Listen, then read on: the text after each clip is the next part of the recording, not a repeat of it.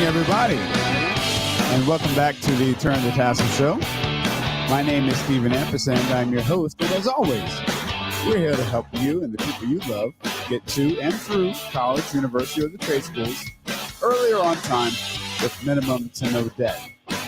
Today, we are beginning our series on the college completion crisis, and we're going to examine what's going on with college completion in America. It's important to discuss this because as we have belabored appropriately the idea and the reality that colleges and universities and their tuition and fee schedules have become so expensive anymore that truly it does make one question the overall value of getting a credential with this inflated market, and juxtaposing that or putting that next to the reality that a lot of people are either underemployed or unemployed after having gone through all of that, right? We talked in previous broadcasts about how there are 2 out of 3, not 2 out of 3, but 3 out of 5 people are not actually working in the field that their major of study was at college. And so it's not working. Something is not working. And we need to figure that out. And of course, that's for the people that are actually completing and then going on to do something other than what they completed their degree in. What about all the students who have gone to college to quote unquote find themselves? And I'm going to use my crickets and womp womp womp sound, right? They go to find themselves. Crickets because there's no answers, and womp womp because it's terrible. Look at all the people that have gone to college, taken out loans, didn't finish. Now they're in default. Their credit is ruined. They can't go back to school because they don't have money, and they can't qualify for any future aid because they're in default. It's an absolute nightmare. So we're going to look at this college completion crisis because if you're going to go, you should go with a plan. And we talk about that here at Turn the Tassel Consulting Group all the time, that, you need a plan, and we will help you craft one so that you can get to and through earlier on time with minimum to no debt. Yeah, you need a plan for sure. And part of that plan is ensuring that you actually complete, preferably early, but at least on time, and to do so with very minimal debt. And if you execute one of our plans and for whatever reason determine college is not right for you, right? Well, you're out the money that you paid us, and you're out the money that you paid the college, but you're at least not in debt because you've already paid those expenses, right? We're guiding you around the loan trap so that you don't end up owing all this money and that. Now, that's worst case scenario, but that scenario is still better than the best. Well, I won't say the best. The typical scenario, which is folks go try to get a credential and don't make it, and now they have a pile of money and no earning potential. So we're going to look at a video. It's the cost of college is going to push students to ask, what am I paying for? And this is from the Manhattan Institute Senior Fellow. So we're going to listen to this, and it came across Yahoo News. It's a good video because I think it approaches this thing from a different perspective. We have an economist speaking to it this time, and I'm going to make some reactions. So without further ado, we're going to go ahead and cut to camera number 2.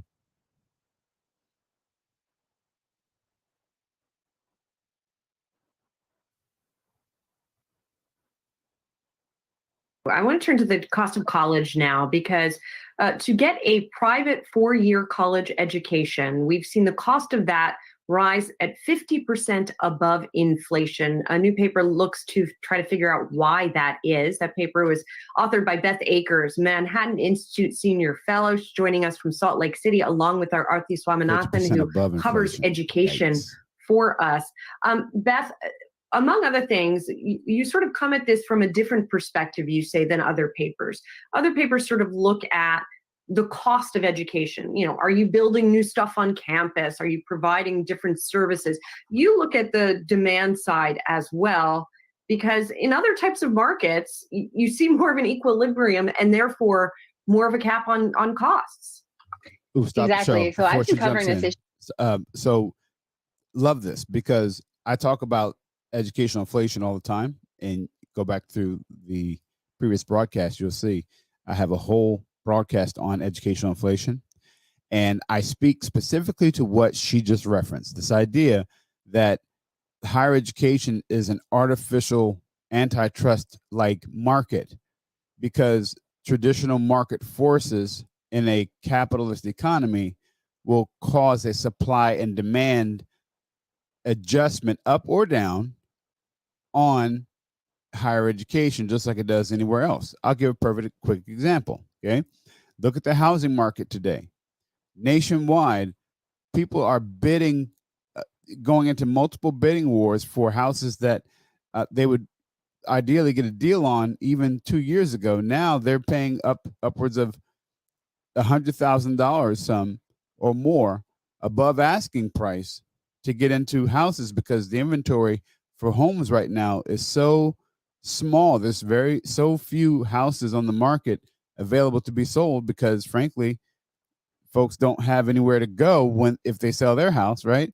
The market is so tight right now that the cost of buying a home has gone up because there is more demand for a home than there is supply of homes.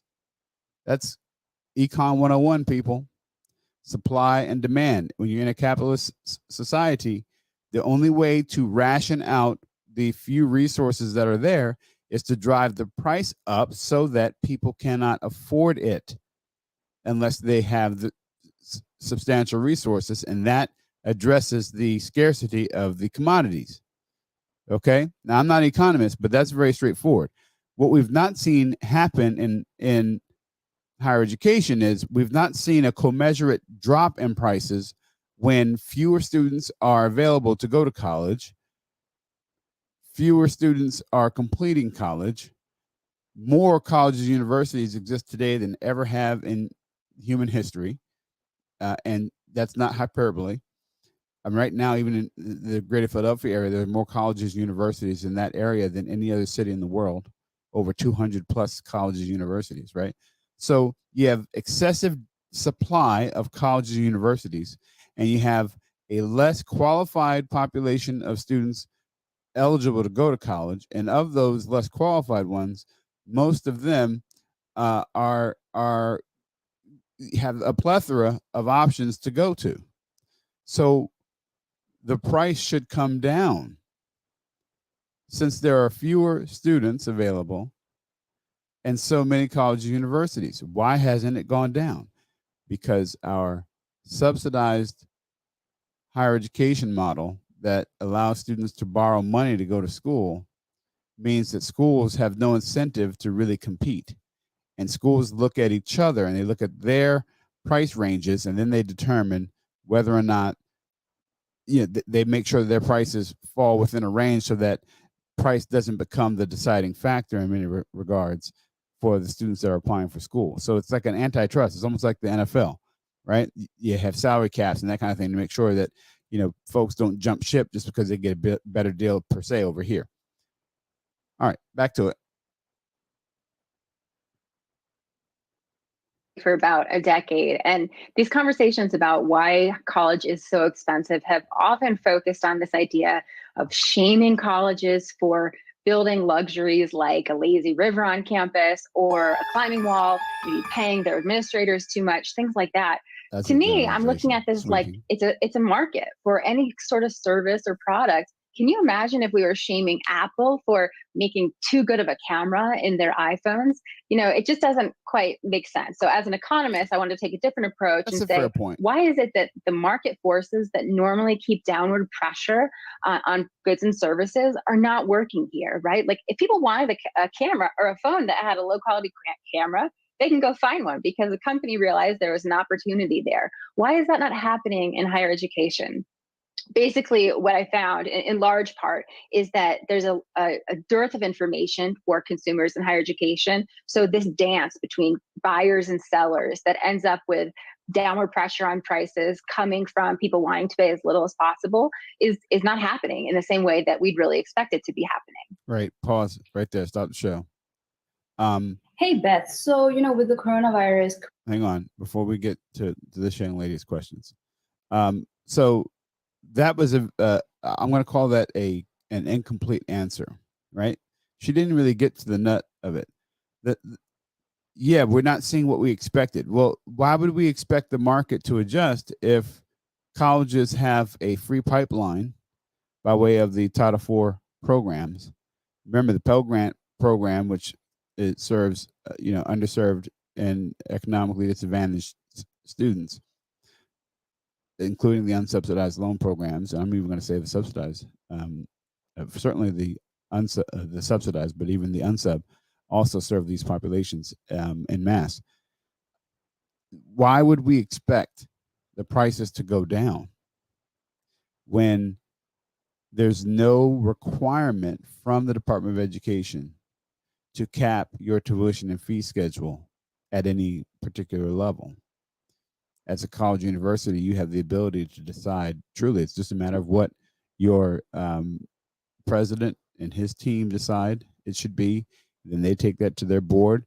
Their board reviews the suggestions of the executive staff, and they have no reason to doubt that they don't know what they're doing or that they haven't vetted things properly, and they're looking at their bottom lines and finances, etc. And before you know it, tuition and fees go up. See, without any controls to prevent that from happening, you have an artificial market. Even though there's fewer students to go enroll, you're still going to see prices go up because with fewer students to enroll, there are going to be deficits in your budget because you're losing money, right? So to make up ground for the money that we lost, we're just going to raise tuition and fees. Well, after a while, you're going to price all of your students out of your school.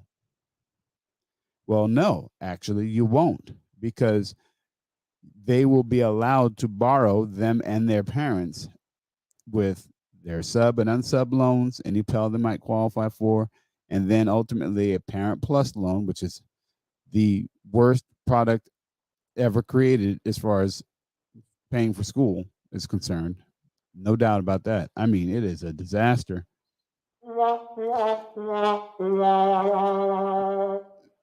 Folks, parents going into six-figure loan debt right as they're staring retirement down the barrel is one of the worst decisions I think anyone could make, particularly for a reality that says only half of students are even going to complete.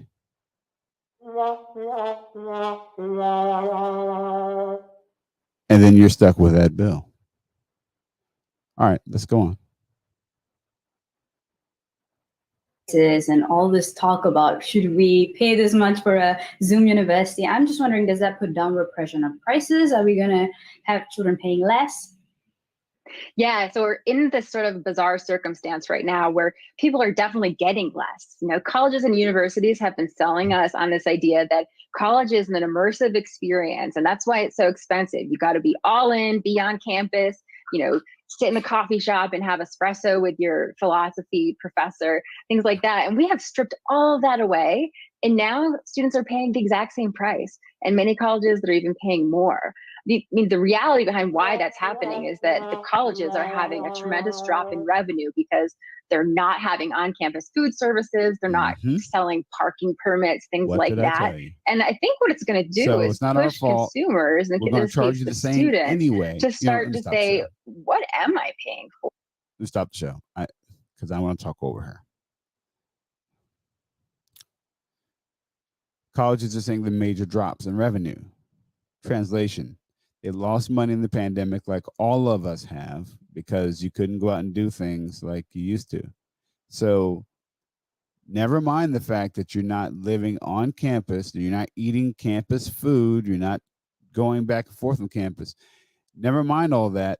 we're not going to give back the money for the services, the goods and services that you've already paid for. We're not going to give it back because, you know what, we need it.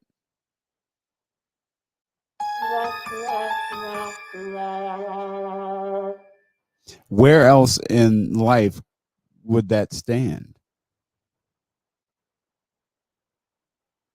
You see, where I was raised and how I was raised, that's called stealing. That's called fraud. Taking advantage of people. You mean to tell me that I have to bear the burden of your loss of revenue so that even though I've paid you for room and board, which is where you're living and what you're eating, you're not going to reimburse me for that since I have to board myself at home in a lockdown and feed myself to boot? And we're dealing as a family with the realities of lockdowns and job furloughs and everything else. So we just have to eat it. And we got to eat yours too. There are many lawsuits going on right now, and I hope to God that students win, because it shouldn't be the students' fault, or shouldn't be the students' responsibility to bail out the revenue streams of institutions that set their own cost of attendance budgets and didn't account for the possibility that they might have to give it back if they don't provide the services that they promise you. All right, I'm gonna get off my soapbox. Let's go back.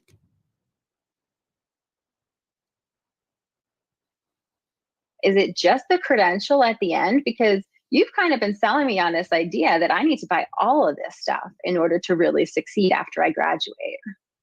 And Beth, also to sort of add to your analogy on an iPhone, like when I buy an iPhone, I know what I'm getting. I know what it's going to give me. I know what the outcome is going to be. When I get an education, what is my return on investment? And ROI, maybe the institutions are starting to provide a little bit more of that in terms of the salary it's make, but there's also a lot of intangibles wrapped up in that. Yeah. I mean, if you go to a college website and see what their mission is, they're going to say something like, we will make you into a citizen of the world, these sort of lofty ideas.